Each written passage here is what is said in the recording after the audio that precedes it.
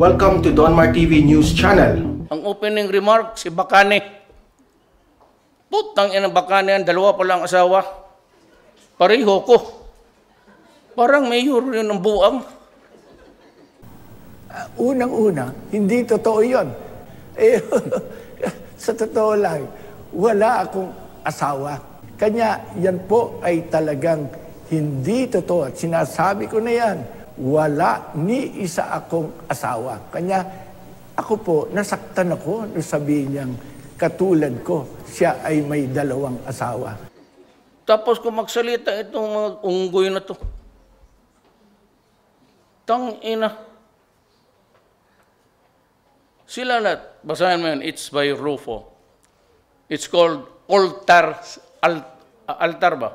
Secrets. Secrets of the Altar or Altar. Nandyan lahat, sex, corruption, politics. Siya yung narrator ng CBCP. He's a writer. Diyan sa nagkukover ng binulgar niya lahat. Wala dito. It's written by Rob. It's online. I'll give everyone a copy if I can get one. Basahin ninyo yan.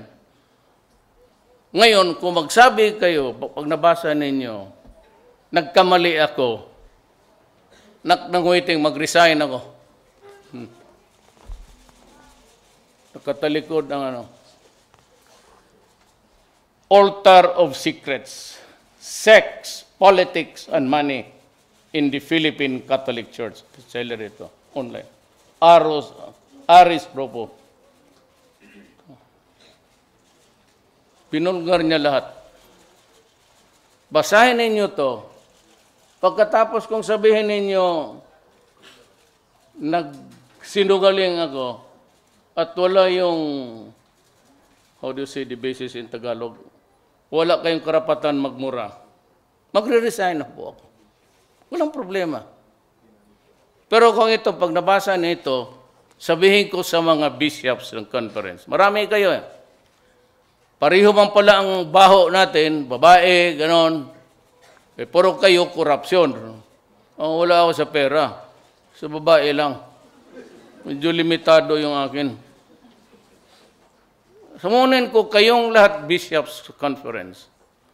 Mag-resign tayo bukas sabay-sabay. Okay? Resign. Ako mauna. I will deliver my letter of resignation. Hintayin ninyo kayong media. On bended knees, ilagay ko sa Rizal, dyan sa Luneta. As a Filipino. Oh. Lagay ko dyan. Pulutin ninyo. Provided lahat ng bishops, mag-resign kayo. Mag-resign kayo, pareho lang ang baho natin. Nandito lahat. Oh. Pati yung mga seminaryo ninyo, paano ninyo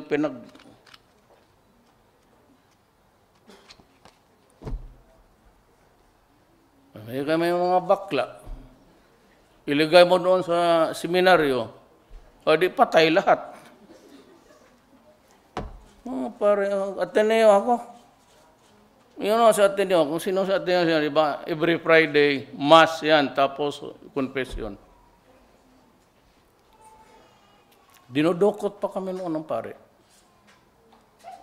Maniwala ka. Yung cabinet na yan, ang classmate ko dyan, 2, 3 kami. Kung mag-usap kami, may kasi yung iyo mas malaki kasi nihipo ka kasi na pare araw-araw.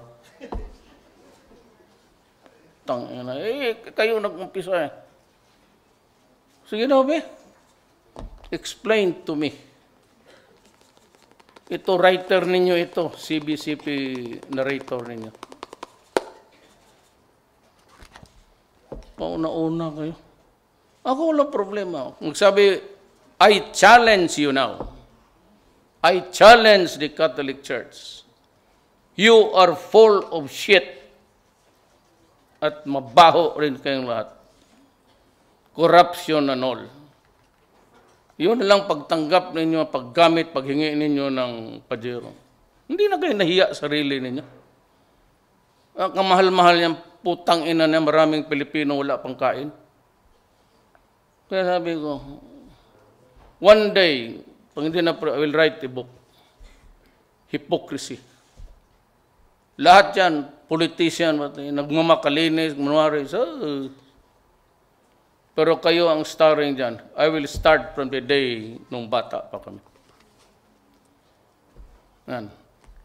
Gusto ninyo, hintayin ninyo. Pag nabasa na ng buong Pilipinas, mga Katoliko, at sinabi nila, sa amin ng mga tao dito, mali ako, hindi tama ang ginawa ko, pagmumura sa inyo publicly.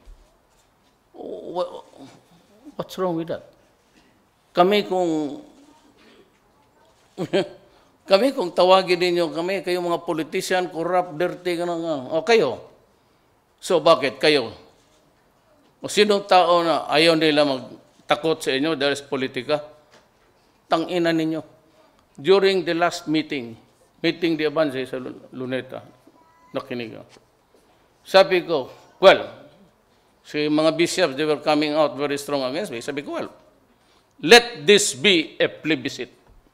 Kayong mga Katoliko na gustong pumunta ng langit, sumunod kayo sa mga tunto na bishop na yan. Kayong lahat ng gustong sumali sa akin sa impyerno, dito tayo.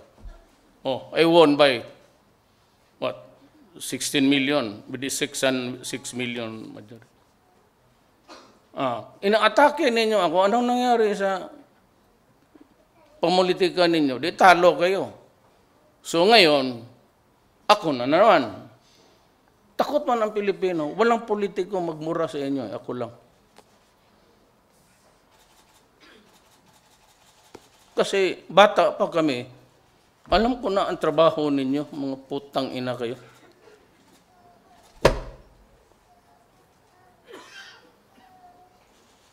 Nga pa style ninyo.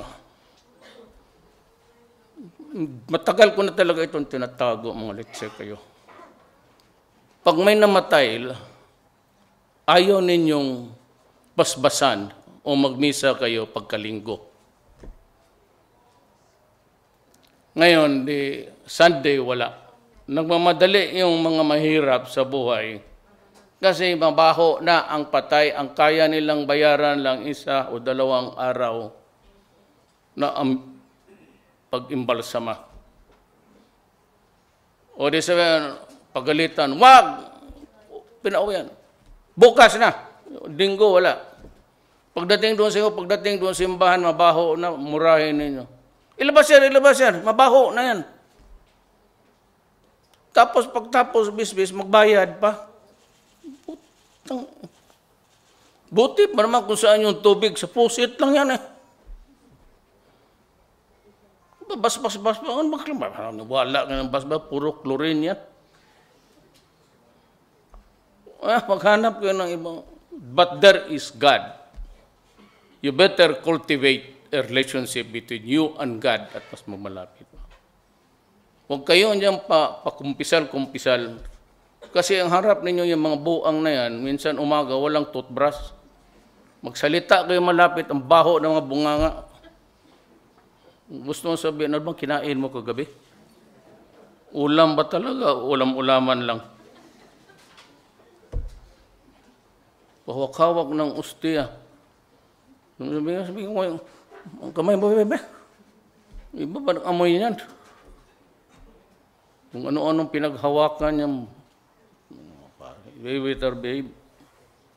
Ako lang talaga. Ako lang ang, sa paningin ko, ako lang ang nagmura sa inyo. Kasi, panahon na dapat rin kayong murahin. Matagal na kayong lording it over. Mga cross na, mga bishop na gold. Putang ina. Si Kristo ba pinako ng gold cross? Ang bigat. May mga bato pa. Samantala yung... Akala ko ba mahirap yun si Jesus Christ? Kung mag-painting Last Supper. Kita mo yung painting ng Last Supper. Kala mo nagpista ang mga buang. Yun pala, nag-inuman lang. Mag-Last Supper ka, si Jesus Christ, portrayed dyan parang May Diyos, pero wag tayong magbulahan dito. Kung painting mo si Jesus Christ, mukhang happy. Totoo. Mayroon bang tao na patayan kinabukasan, may panahon ka pa magtawa-tawa dyan? Kalukuhan itong Katoliko.